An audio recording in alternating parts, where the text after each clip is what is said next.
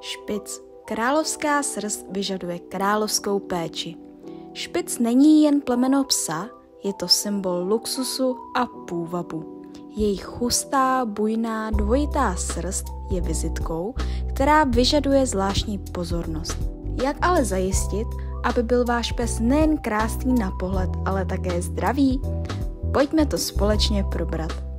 Špicové jsou starobylé plemeno s bohatou historií.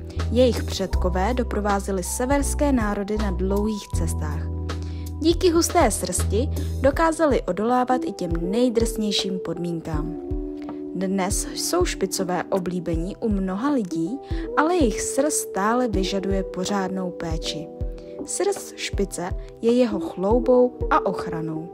Dvojitá srst špice se skládá z hrubé šupiny a měkké podsady. Díky této vlastnosti je srst špice velmi hustá a bujná, ale také náchylnější k zamotávání. Tato struktura poskytuje vynikající izolaci, ale vyžaduje zvláštní péči. Na rozdíl od jiných plemen, srst špice nelíná sezóně, ale postupně se obnovuje v průběhu celého roku. To znamená, že je třeba vašeho mazlíčka pravidelně česat.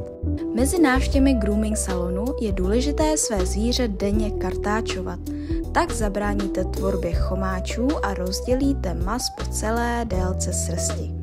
Doporučuje se také pravidelně kontrolovat uši, oči a zuby vašeho psa. Klady tohoto plemene. Vysoká inteligence, oddanost majiteli, kompaktní velikost, dlouhověkost. Mínusy plemene. Vyžadují pravidelnou péči, může být tvrdohlavý a náchylnost k obezitě. Péče o špice je skutečné umění. Specialista musí srst nejen pečlivě zastřihnout, ale také zachovat její přirozenou strukturu.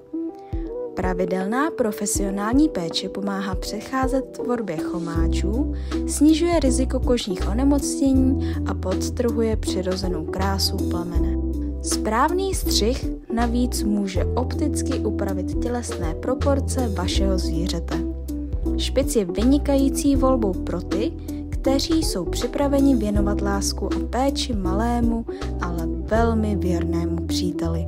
Obraťte se na náš grooming salon a váš špic bude vždy vypadat nádherně.